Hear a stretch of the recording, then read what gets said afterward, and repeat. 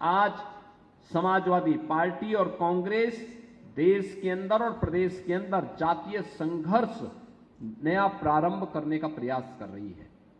और यह जातीय संघर्ष किस रूप में?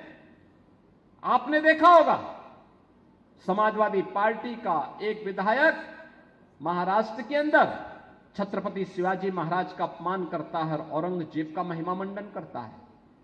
समाजवादी पार्टी का एक सांसद प्रदेश में महाराणा सांगा का अपमान करता है और विदेशी आक्रांता जिसने राम जन्मभूमि के मंदिर को तुड़वाया था उस बाबर का महिमा मंडन करता है।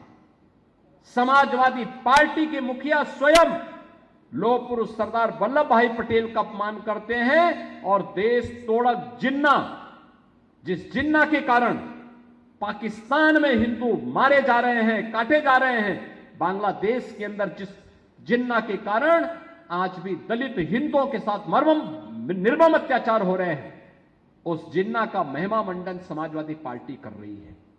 बहनों और भाइयों, यह वही कुत्सित मानसिकता है जो दलितों का, गरीबों का, वंचितों का हित नहीं होने देना चाहती है। सबका साथ और सबके विकास के अभियान को प्रभावी ढंग से आगे नहीं बढ़ने देना चाहती है, क्योंकि सबका साथ और सबका विकास का अभियान आगे बढ़ेगा तो मेरा विकास हो, मेरे परिवार का विकास हो, यह अभियान बेनकाब हो जाएगा। और उस अभियान से बचाव के लिए ये लोग तमाम प्रकार की कुत्सित चेष्टाएं कर रहे हैं, लेकिन हमें सावधान और सतर्क रह करके वर्तमान स्थिति में समाज को जातीय आधार पर बंटने नहीं देना है।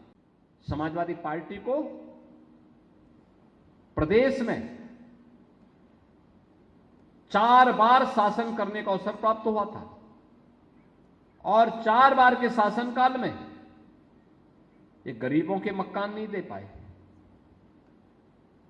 गरीबों को स्वास्थ्य का कार्ड नहीं दे पाए, गरीबों को राशन नहीं दे पाए, गरीबों को जमीन का पट्टा नहीं दे पाए, अनुसूचित जाति की छात्रवृत्ति इन्होंने 2015-16 में रोक दी थी,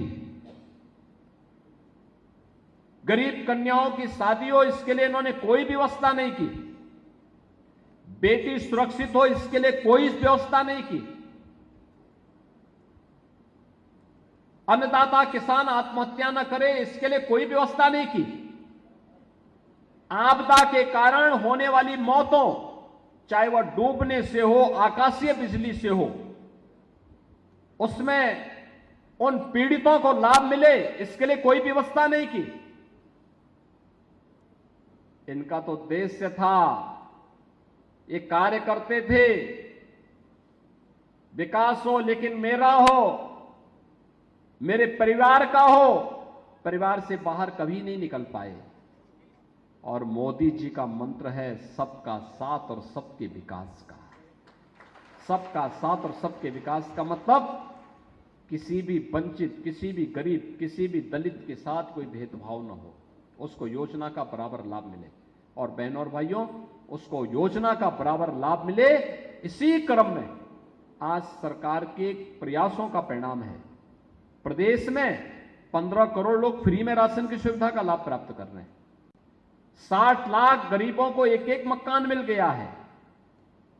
1,20,000 मजरों तक बिजली पहुंची है और 1,56,00,000 गरीबों को फ्री में बिजली के कनेक्शन मिले हैं।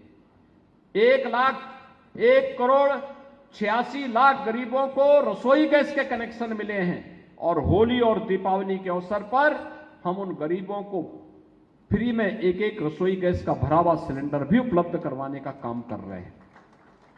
प्रदेश में 10 करोड़ लोग आयुष्मान भारत के अंतर्गत फ्री में 5 लाख रुपए की आयुष्मान भारत की सुविधा प्राप्त करने के अधिकारी बन गए हैं।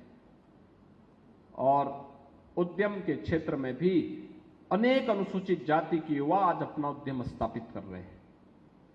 बहनों और भाइयों, यह काम पहले भी हो सकता था, समाजवादी पार्टी ने नहीं करने दिया। कांग्रेस का एजेंडा ही नहीं था, ये तो केवल जाति के नाम पर बांटने के पक्षधर थे। और आज ये लोग एक्सपोज न हो इसके लिए क्या करते हैं, विकास से मुद्दे से ध्यान हटकाने के लिए अनुसूचित जाति, जनजाति, महिलाओं और व्यापारियों के साथ, अन्नदाता किसानों के साथ, युवाओं के साथ इनके द्वारा किए गए कारनामे सामने न आ जाएं। अब इसके लिए जाति के नाम पर फिर से आपस में लड़ाने का काम कर रहे हैं।